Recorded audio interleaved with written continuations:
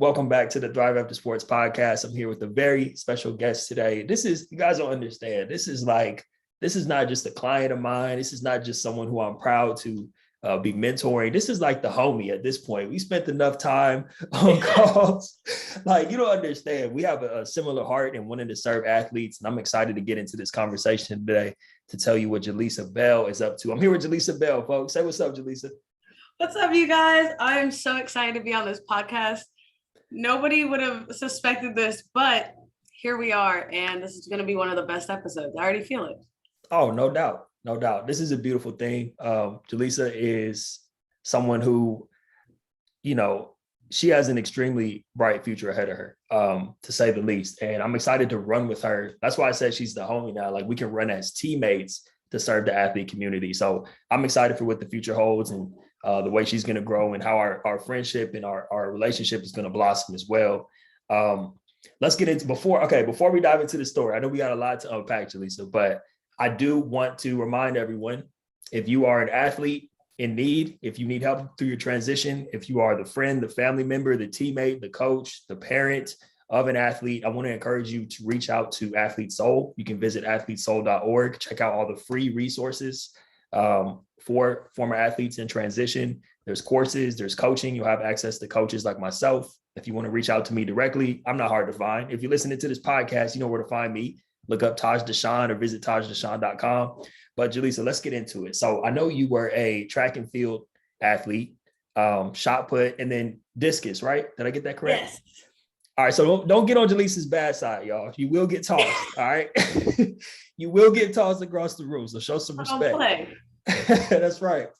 But can you just to kick it off, can you just talk a little bit about, as your college career started to wind down and you found yourself no longer being an athlete, what sort of things did you experience during that time? Absolutely, yeah. So for starters, I'm currently 23 and currently in grad school. And during my undergrad time, I was down in North Carolina. Mind you, I'm from San Diego, California, so I am far from home, which for me, I was like, cool, dive headfirst straight into something new. That's what I typically do. It's a little bit chaotic, but it works. And so I go through my first 2 years of undergrad, no big deal. I'm adjusting, figuring things out.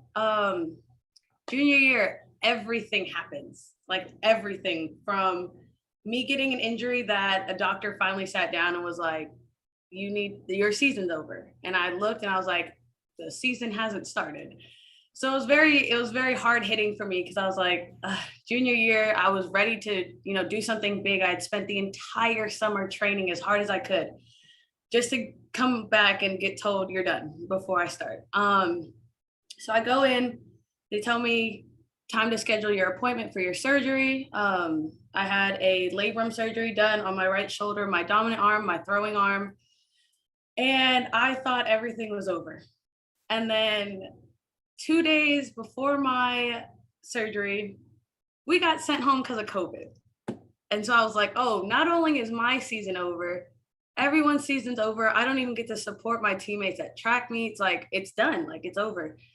And in my head, I didn't know what the recovery process was going to look like for me. So from the moment out of surgery, I was like, all right, what else am I going to do? What am I doing now that essentially I'm done being an athlete? And I was kind of scared because nothing prepared me for this. I mentally kind of did, because like as a kid, I was like, if I get to be an athlete in college, cool. If not, also cool.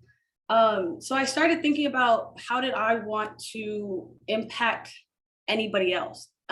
Because first and foremost, I see myself more as like a serving kind of leader. I don't want to just, I put myself at the top, that's where I am. I wanted it to be pulling other people up with me, because if we're all reaching one common goal, that's what makes the world go round. That's what makes everything easier to handle. And it was just huge for me. So I took that time and I had the opportunity of staying with some teammates, being around my athletic trainers who were all super helpful in this process, because my recovery was 6 months. And what sucked is it goes to the summer of quarantine summer.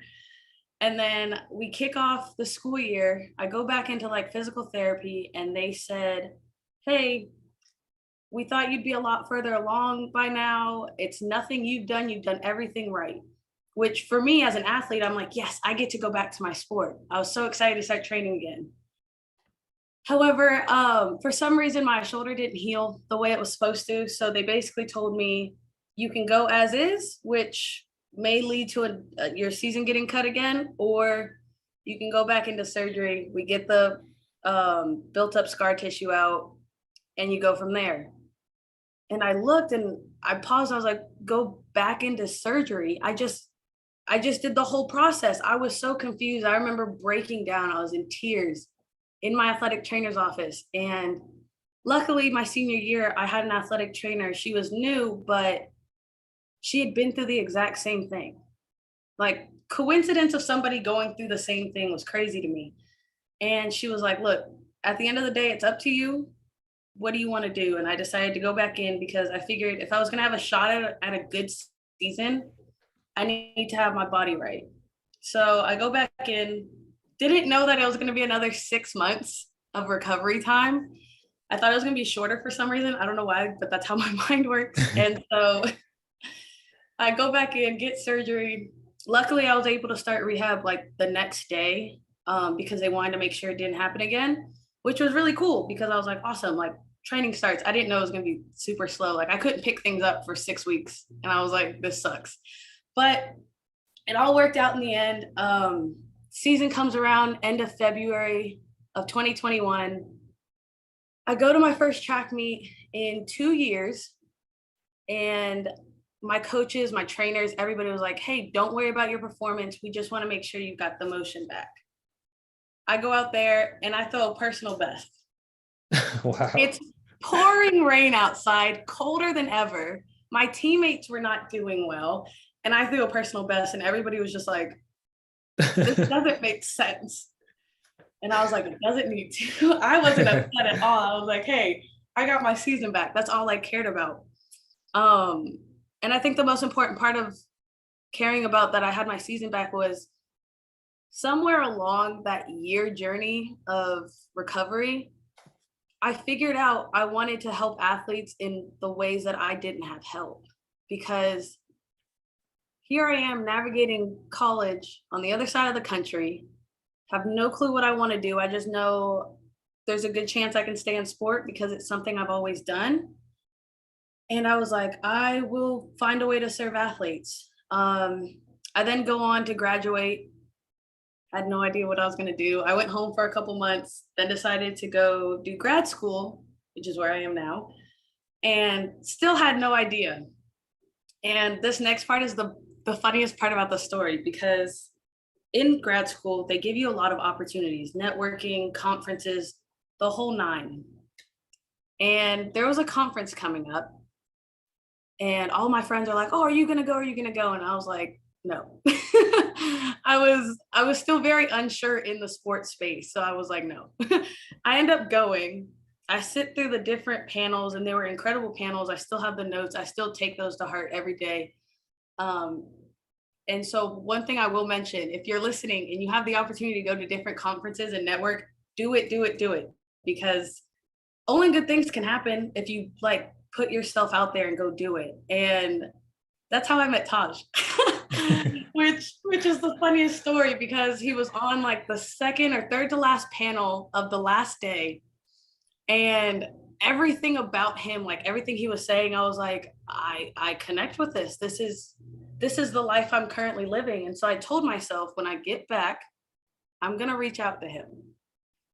And I like built up confidence, because I was like, the worst that can happen is I either get a no or no response. So I was like, go for it.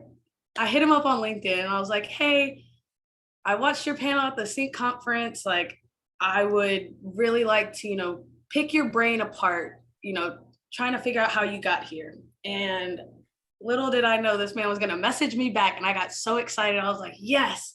We start talking. We have the best conversation. And he goes, well, do you want to just go ahead and do this program? And part of me was like, no. I was like, no, I don't want to do this program. I was like, this seems intense. It seems like we got to really dive deep, even though these are things I'm now doing. I decided to go forth with this program, and it's one of the best things that's happened to me. Like, family members, friends have told me like my energy has shifted back to the way it used to be when I was excited about everything. And so that is my favorite thing about the journey so far. It's great. That's so funny. I'm imagining you like building up the confidence to send a LinkedIn message. I'm like, that doesn't even sound like you. You're so, you know what I mean? Like your personality, like, but I love that though. I love that you, like I told you when you reached out, I'm glad that you did. And I could tell right away that you had a heart for serving, like you said, and you made that decision in the middle of that 2-year journey or 2-season journey when you weren't able to compete. You made the decision you wanted to serve. And that was very evident before we even spoke on the phone, just the way you reached out in your message. I was like, I know someone who has a good heart and has the desire to really impact people when I see it. And so when we had the conversation, it was kind of a no-brainer. And I know, like you said at first, like, I don't want to do this sounds like a boot camp. And in some ways, it kind of is a boot camp working with me, but all for the greater good. And that's, I wanted to ask you, like, when you think about reaching out now, do you still have that same kind of like apprehension to reach out to people, or are you more confident because you're getting responses and people are willing to talk to you? I'm definitely more confident about it. There's still some times where I'm just like, I get too wrapped. I think that's what it is. I get too wrapped up in like somebody's title. And so like if somebody looks at your title, well, when I look at your title, I see CEO, founder, and I'm like, this guy's at the top. He's up here. I'm figuring things out. And now I have the opportunity that I look at people's titles and I'm like, hey, they started somewhere similar to me. They're probably waiting for the opportunity to also pour into other people, which is the best thing also about being in the sport world, the sport industry, is it's give and take. You're always pouring into other people, which is huge because you need other people to support you. For the longest time, I'm very much guilty of this. I thought I could do everything by myself. And so I just wouldn't ask for help. And I was like, oh, I got it. It's no problem. And I quickly found out that that is the hardest way to go through life, by yourself. And once I started working with you, I started accepting help a lot easier. I started allowing others to kind of like build me up as I build them up. And it created this team of like, hey, we all want to be successful. Why not help each other get there? Which was really cool. So yeah, reaching out is definitely a lot easier now. There's no longer like typing 1,000 messages and like deleting them. And I'm like, all right, it's gotta be perfect. I'm like, we're still human. They're gonna be like, it's okay. Yeah. I love that. I love that you talked about how so many people, it's almost surprising in a sense, how many people, especially in this community of athletes, right? So many former athletes, not just, and this is bigger than just athletes, but so many people who are basically where you want to be in life in some way, shape, or form. It's crazy to think that they're willing to help if you just ask. And like the same way you feel, if someone reached out to you like, hey, Jhalisa, I just graduated from college. I just finished playing my sport. Like, I need help. You would be thrilled to talk to that person. Like, I was probably even more excited to talk to you than you were to talk to me at the very, very beginning. Cause it's like, oh, this is an opportunity for me to help. Like, I love doing it just as much as you do. And so, and then what you said about not trying to do everything yourself, I think that's so important for people to hear, especially coming from, an athlete. Like, we're so used to, athletes are prideful. Let's just be flat out about that. Like, we don't want to show weakness or ask for help. I still deal with that to this day. I'm coaching people and helping people with that, but I still deal with it personally. So I appreciate you going there. What do you think? What would you say, like, from the time we started working together? Because your transformation has been amazing. We'll get to that in just a second. But like, and not just because of me, I want to be clear about that. It's not just like, oh, I'm some amazing person that caused all this transformation. No, it's like you did the work to put yourself in a better position to transform your inner world. But what would you say at the very beginning was like the biggest thing that you had to overcome, or the biggest thing that you realized you wanted to work on for yourself? I think they kind of go hand in hand for me. Was understanding like everything I wanted to do, didn't want to do, whatever I wanted to do in life was truly in my hands. Like, I had the power to change anything. I'm guilty of allowing like external factors to kind of influence me. And so if something bad happens prior to us like going through this, the program, I was like, well, I deserved it. Like I was very much like, that's karma coming back around. Like that was supposed to happen because of the person I am. Not it happened, let's learn from it and let's push. It was like I accepted it because I will be the first to admit, again, it's pride, it's not wanting to ask for help. So when bad things happen, I had a habit of just accepting it and like sitting in it, which would often put me in a worse like kind of rut. So for all the listeners who happen to be athletes, maybe you're not an athlete, maybe you're a retired athlete like me, mental health is serious because when your mind gets to that dark place and you don't have any other way to like pull yourself out of it, it gets scary because then you're just like, you're accepting everything. You're allowing all these external factors to pretty much taint your mind, taint your heart, and you kind of close off. And so for me, the biggest thing to kind of overcome was allowing myself to fully understand that I was in control. Even if something happens to me, who cares? I can still change what's going on, which I think we talked about this at some point during the program about customizing your lifestyle. That is one of the like most common things I talk to people about now. I'm like, anytime somebody's like, oh, you know, this isn't going the way I want it to. And I was like, figure out what you want to do next and change it up, you know, like adjust your lifestyle to what you want to do. And eventually you'll find things like either coming to you or falling directly where you want them. And it was really, I think that was like, I'm still kind of struggling with that a little bit because I'm still human, but like allowing myself to really acknowledge my own power and ability was something I definitely learned from this program. And it's one of the things that caused me to do like a 180, like just waking up in the morning, just excited to do anything. And it's so cool. Yeah, I'm glad that, and that was one of the things for me that was cool to watch you, like watch it sink in, the fact that you do have more control. Like I feel like all of us, me included, can use more of that understanding or just keeping it at the forefront of your mind that all of us do have so much more control over our lives than we give ourselves credit for, like you said.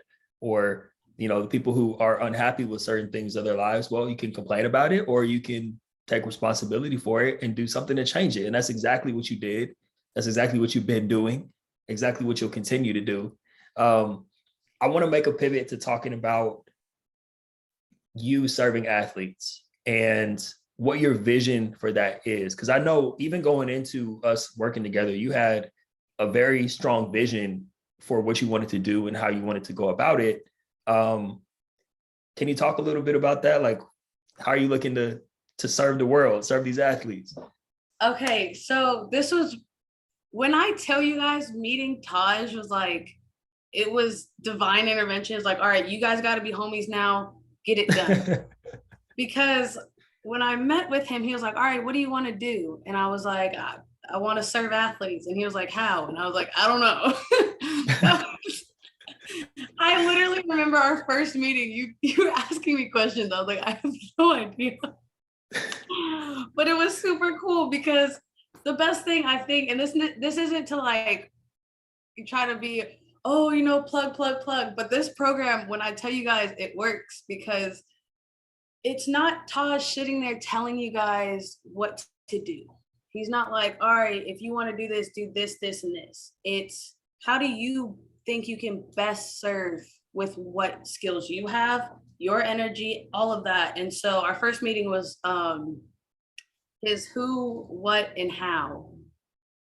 And I remember distinctly mentioning, I was like, I want to help athletes create their lifestyle the way they want. I'm tired of seeing too many athletes get pushed through the system so they can focus on practice and show up to meetings when they're stuck in a major that they hate because they don't want to do it. And their coach is like, well, this is the easiest thing for you because you now can be at practice, or like you have this class specifically goes online so you can sit and also watch film. And it's like, no, the kids are in school to get an education doing what they want. That's why they're here. And yes, sports is incredible. I will be the first one to say that. I was able to go to college partly due to being an athlete, and it helped me pay for college. And so I'm not going to sit here and act like athletic scholarships and being a collegiate athlete is something to like push aside, because it's an incredible, incredible thing to have accomplished. Not many people get to that level in their sport. So it's huge, but I finally was like, they get to create their own legacy, and when they do that, I get to create mine.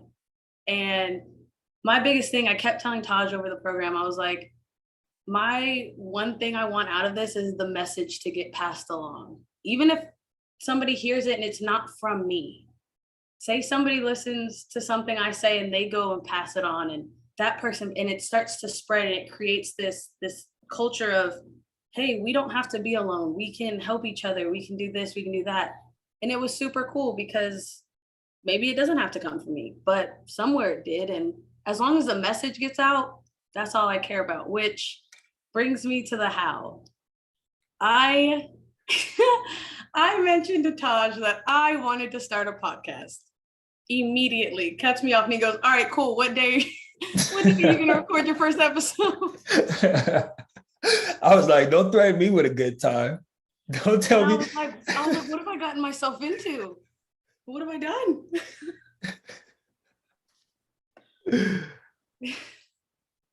And so from that point on, me and him also started working on what would be my podcast, which launched yesterday. Let's go. I need some air horns. Like I should get some. We need some air. I need some confetti or something. Like, congrats, man. And it was so perfect. Just real quick, not to interrupt you, but I know our schedules. Let me just be straight up. My schedule. We've been trying to get this episode recorded for like probably a few weeks, if not a month. And I had some things pop up in my schedule. But I love the fact this is, once again, like you said earlier, divine timing. I love the fact that we're recording this the day after your podcast officially launched. Like there can be a better time for us to be recording. So anyway, back to you, the podcast. Let's hear more about that. So so the second I wanted to start a podcast came out of my mouth, this man was full speed ahead, full throttle, let's go. And he was like, well, what do you want to talk about? And I was like, everything from my experience to, what the transition looks like, to reaching out for help, like everything in between, every struggle, every mental health breakdown, everything in the book. I was like, I want to talk about it all, because I know I'm not the only one. And that was my biggest thing, because here I am, I spent my entire life, going through mental health issues, going through different things that have happened to me, thinking, oh, I'm the only one that's, suffering with this, and nobody else seems to be saying anything, so they don't have this issue.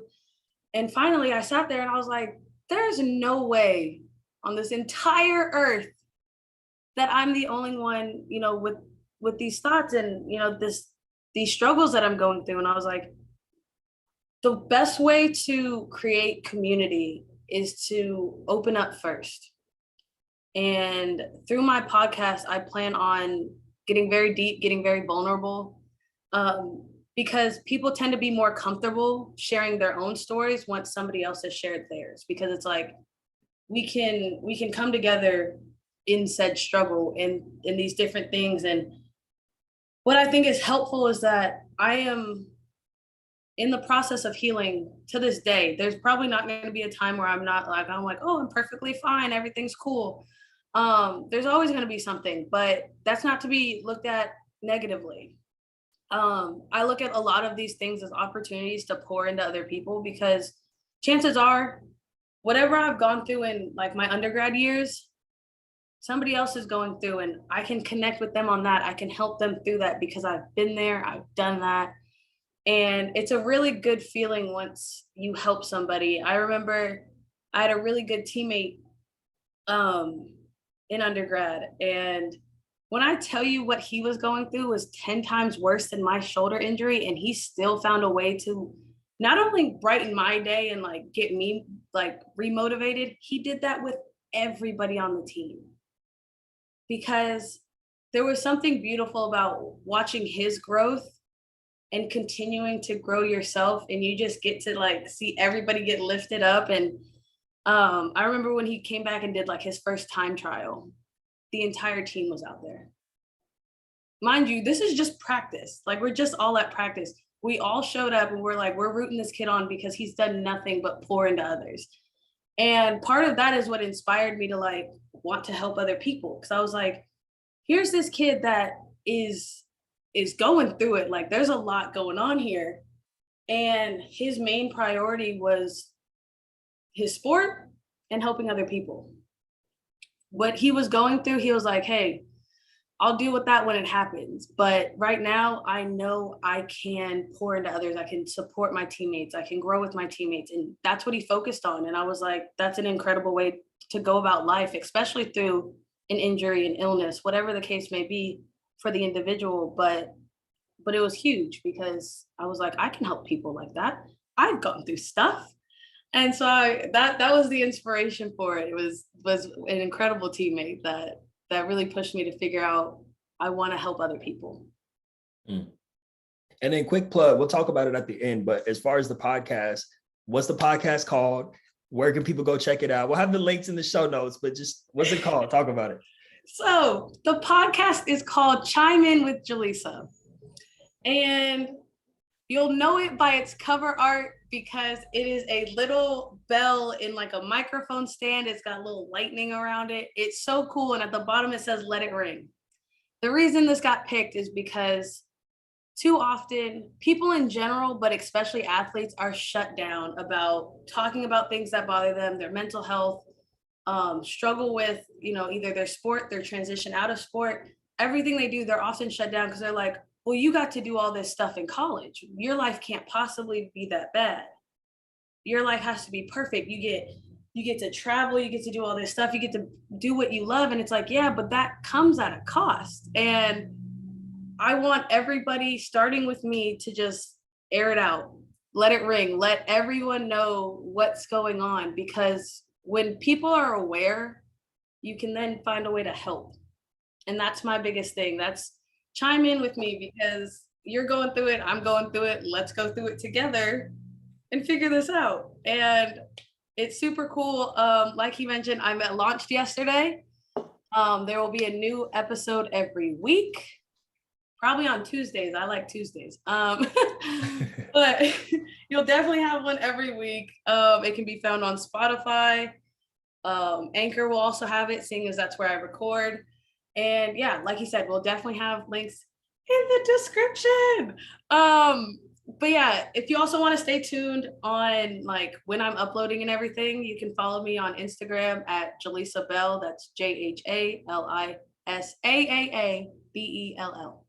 So that's where y'all can find me. It's gonna be great. It's gonna be a great journey, you guys. We get to be awesome.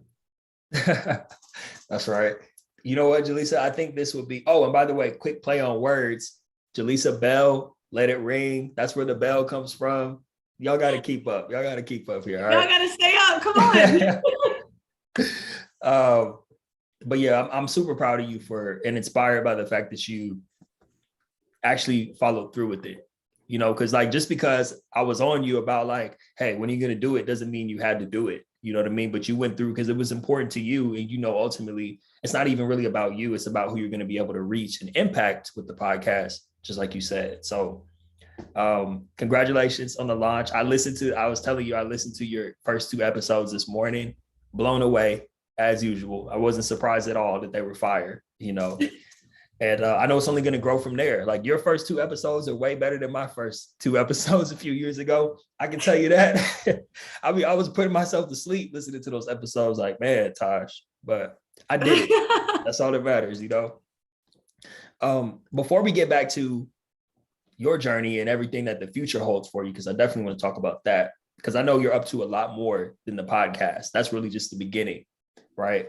But I think this would be a good time for you to give some advice to athletes who are in transition. So, basically the younger version of yourself, someone who's tuning in right now, maybe they just graduated, maybe they're, in a job and they're not enjoying it. They're trying to figure out their next steps. What advice can you give to athletes who are trying to figure out their next steps? I think the very first thing I want to say to, athletes out there in this process is give yourself grace. you know? It's so easy, and as athletes, we're so prone to this. Everything that happens, we just come down so hard on ourselves. We are our worst critic. We are just so tough. And I know because I was one of them. Every bad practice, every bad meet, boy, I was cussing myself out on the way home. I was like, "You're so much better than this.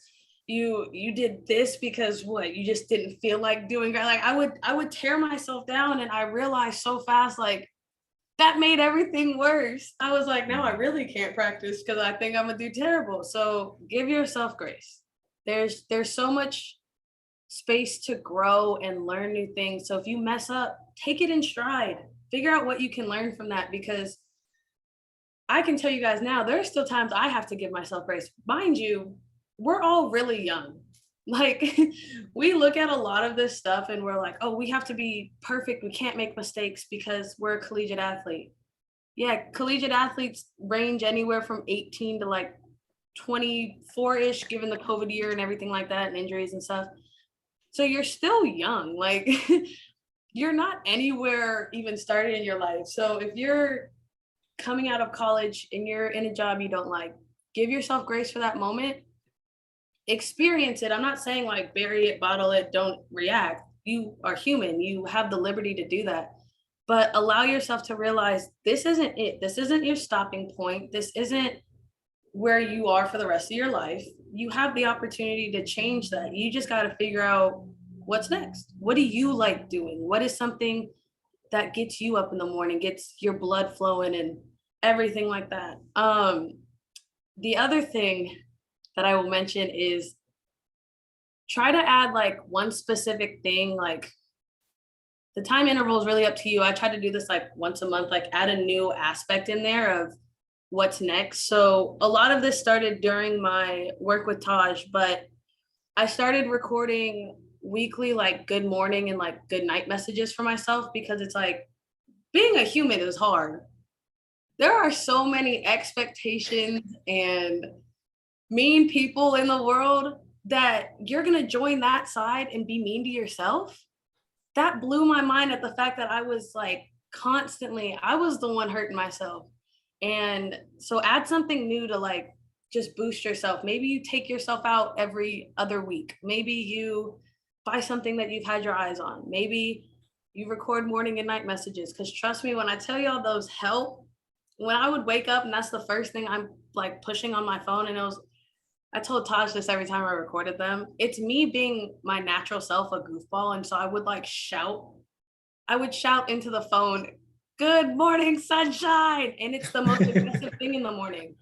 And the first couple times I played it, I was like, why would I do this? I was so mad because I was like, now I have to get up because I'm up.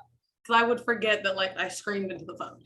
And so now this loud voice of myself is playing, and it's like, you're gonna go have a great day. It's gonna be beautiful. Even if it's raining, you get to go do all this stuff. And that's the best part. You get to do all these things. You don't have to do anything. You get the opportunity to build your life how you want it. And then of course my good night messages were always like, "You did great today. I'm so proud of you." Like, just people really don't think words influence us much, but they do, especially when they come from your worst critic, which is yourself. So hearing my voice tell me that I'm proud of you, you did a good job, you're going so far in life, you have a bright future, all of those things really, they build a sense of security in yourself. And I know a lot of people are like, that sounds wild. Like, what do you mean sense of security in yourself? Like, it's yourself. But that's the thing. A lot of the time, especially with me, I didn't feel like I belonged anywhere. I didn't feel like, I had purpose somewhere until I started treating myself in a way that was like, not only do you have purpose here, but you're doing an incredible job. Like, you are doing things that people before you haven't. For those who don't know, I am a first generation college student, first generation college grad, and now I'm on my way to get my master's. And that's not something that was done in my family. And it's incredible because when you do things that are unexpected, and then like it happens, like, and it's like really good, you're like, oh, I feel good. And I finally also got to the point where I can celebrate myself. I told Taj this in earlier meetings that I had a really hard time celebrating different things that I've done because it was supposed to happen. I was supposed to go to college. I was supposed to graduate. I was supposed to be all these things. And then it finally got to the point where I was like, I don't have to do any of this stuff if I don't want to do it. So if I am going to put myself in the position where I want to do it and I get it done, celebrate it because it was hard. A lot of people will look at you and be like, oh, you go to this college, you go to that college, it must be easy. Oh, that's your major, you have an easy major. College is hard work. I don't care what anyone says. College is hard because you're dealing with academics, you're dealing with people, you're dealing with anything and everything that can happen. And you have the nerve to be mean to yourself for doing a good job because you could have done better. No, you did what you could because that's what you're good at. And that's my spiel of advice is that, you know, you got to give yourself grace. You got to celebrate yourself. You're doing incredible things, you know, just be happy. Work towards that happiness, work towards that freedom. That was some strong advice right there, Jhalisa. So many gems, just a few things that stood out to me that I want to pinpoint. Well, let me say this. I love that you shared how you've been recording yourself talking to yourself and the impact that that's had. Like when someone showed me how to do that, that was a game changer for me. Because like you said, your words really do create your world. You know, it's called spelling for a reason. You're casting spells by speaking. And the people who are, oh, my world, oh, this sucks and this and that. And, you know, the government versus being like, all right, it's a beautiful day. Or, you know, you screaming at yourself in the morning, telling yourself to have a great day. Like all that stuff really does have an impact, especially when it's in your own voice. They say like all geniuses talk to themselves. So I try to be intentionally like talking to myself, like in my own head or even out loud if I have to, as much as possible, you know. And then the piece about grace too, like giving yourself grace. I think like for me, when I graduated college and people have heard me tell this story over and over again, I was expecting to be like the CEO somewhere, just like be making six figures. Like just because I was at the top of this field in one area in football, I'm expecting to be the top in like the business world, but you're starting out as a freshman in life. And what you said about like giving yourself grace is so key. Let's talk about this because this would be a good place for us to jump to next. So you're in grad school right now at Temple. And what are you getting your master's in again? Can you remind me? I'm getting a master's in sport business with a concentration in athletic administration. Boom. Okay. Very strong degree right there. And then you have a podcast that you just started. And then did you start your internship yet? No, not yet. I should be starting in August at some point. Okay. And that's at Villanova or is that somewhere else? It'll be somewhere else. I'm still getting like the rest of the details and like finalizing stuff because it is part of like curriculum. So getting all that handled. Got you. So you got a lot of good things going on. What's next? Like, what do you see? I don't want to put a time limit on it, but like, what does the future hold for you as far as the way you want to continue to serve? How do you see that unfolding? So first and foremost,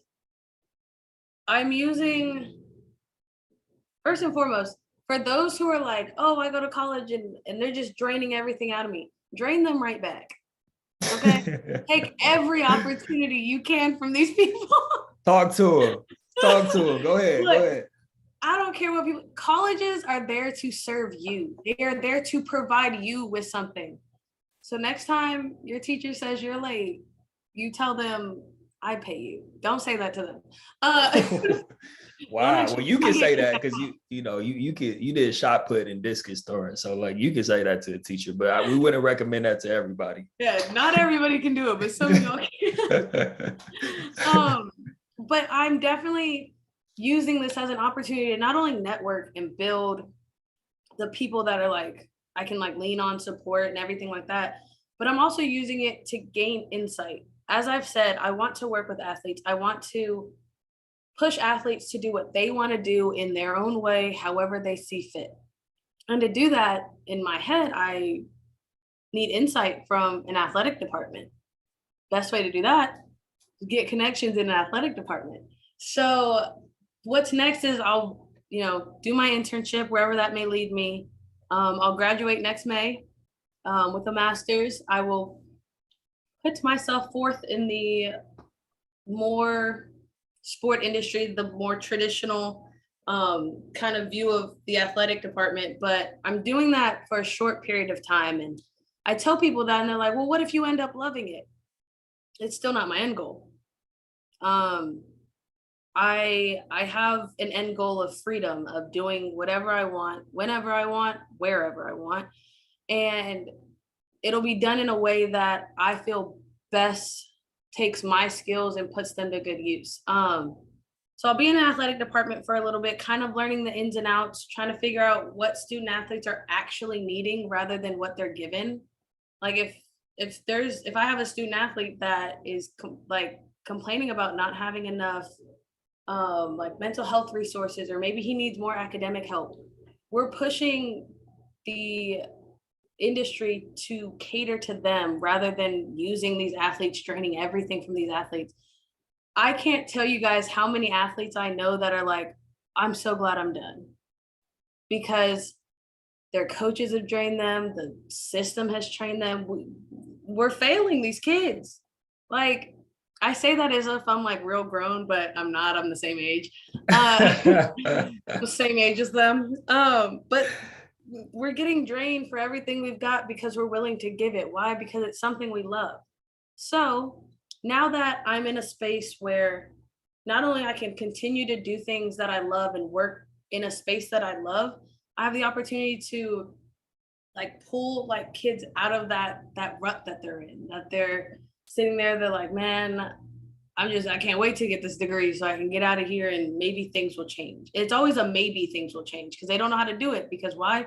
They weren't taught how. They were taught to go to practice, go to class, and stay out of trouble, which stay out of trouble. That one's important. Yes, indeed. Right.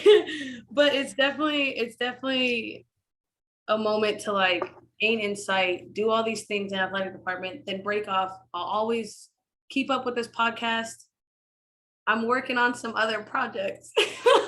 All right, top secret for now. But you know what Top we'll do is secret for now. we'll have you back on, even if it's like a couple years from now. I don't think it'll be that long because I know you already got the pieces in place, position to launch that.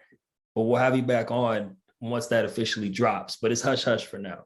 It's But hush go hush ahead. for now, but great things are coming.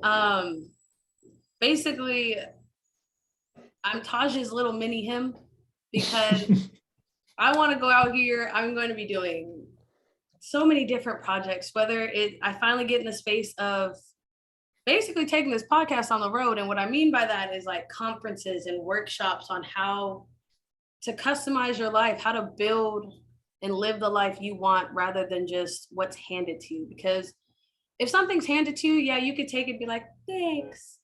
But you can also take whatever was given to you and put it to good use. You can give it to somebody else. That way you can continue doing what you want. You don't have to, if somebody hands you a job and you're like, I don't really like it, by all means, pause. Wait, by all means, take care of yourself. Whatever you need to like keep food on the table, a roof over your head, by all means, do it. But don't forget that dream that you have. Don't let it just like sit in the corner somewhere collecting dust because you're in this job that you don't really like. So get your money, do what you got to do to stay good, but also be working towards that other thing, because once you're in a good spot and you're full time on your dream, you can do whatever. It doesn't even matter. The world could just everything could rain every day and you're still living your life because you're like, look, I'm doing what I love. It doesn't, everything else kind of like goes quiet in this. Everything you love is like vibrant, it's loud, and you're like, yes. So keep grinding towards what Taj and I have decided to call freedom, because at the end of the day, that's what it is. Imagine waking up and you just get to do the stuff that you want. Like you don't have any other like unnecessary obligation. You just get to do the stuff you love. It's the life to live. Wow. See, look at you, Jhalisa. You ready right now to host the conference. You ready to host a panel right now. I'm sitting here getting inspired. You know what I'm saying? Go ahead. What were you going to say? I was like, put me in a conference. Let me go on a panel. Give me a By the topic. way, I got are you it. going to be in Atlanta? Did I talk to you about this? The Athletes Unite conference? Did we talk about this? We did talk about it. I don't know if I'm gonna be in person for it. Oh, because that's right, the virtual one. We'll talk about this afterwards. But Yeah, we'll deal with that later. right. But okay, so I want to make sure. Okay, we got a little bit of time left. Let me give you your acknowledgments first, and then I'll hit you with like the final question, and then you can tell everybody again where to hear the podcast and all that type of stuff. So, acknowledgments. I want to acknowledge you for not just what you're doing. That's important, right? Because this is where same thing with athletic identity, not for just what you're doing and what you're building, but for who you are and who you're becoming. Because you, like I said, you have put in the work. It takes a level of wanting more for yourself. I think a lot of people want more for yourself, but it takes something special to actually act on it and move forward with the things that you want and really fight for the things that you want. Because it is a fight. It's an internal fight, like you said. And it's a battle that we fight every single day. Not that your whole life has to be a battle. It's filled with a lot of good moments as well. But what I'm saying is, I just want to acknowledge you and tell you that I'm inspired by where you're going and how you've been able to overcome the things within yourself, because you know you want more and you know it. You have to become a certain person in order to have an impact. So you're driven not just by wanting to improve, but you're driven by the fact that, okay, I know I have to overcome XYZ on a daily basis. It's not just a one and done. I have to overcome these things in order to really serve at the capacity that I see myself serving. So I'm excited for you. I'm excited for your courage as well. I want to acknowledge your courage, because not everybody is willing to put themselves out there and start a podcast. And I'm inspired by how inspiring you are. I mean, damn, you were inspiring when we first met, but now you're just like, hello world, I'm here. Like, it's your girl, Jhalisa. I'm here to inspire. We love it. Yes, indeed. So I just wanted to give you your flowers for that. And yeah, and I want to thank you for spending some time today, because I know people like think about the younger version of yourself. Like, that's who's tuning into this podcast. And so by hearing your story, there's going to be a lot of people who are moved by this or inspired by this, to get out of their own way, to get to where they want to be in life. So, and it's been an honor working with you. Like I said, we did the 8 weeks, but hey, we're going to be talking, like, you know where to find me. This is a lifetime thing right here. We're going to be running together for life. Absolutely. And once again, one more time, I know we talked about it earlier and it will be in the show notes, but please tell people where to follow you, how to tap in with the podcast, and then anything else you want to share before we close out. Absolutely. So again, Chime In with Jhalisa. You can find it on Spotify. You can find it on Anchor. It's going to be great. We're starting small, but hey, we're going to just grow exponentially. Instagram, JHALISAAABELL. Stay tuned for all the great things that are coming, including the Hush Hush project. That's right. All right, awesome. Hey, everybody tap in with the show notes. Make sure you follow Jhalisa. And yeah, this has been another great episode of the Thrive After Sports podcast. Jhalisa, you are a prime example of what it looks like to thrive after sports. So thank you for spending some time today. And everybody, will see you on the next episode. Peace. Peace.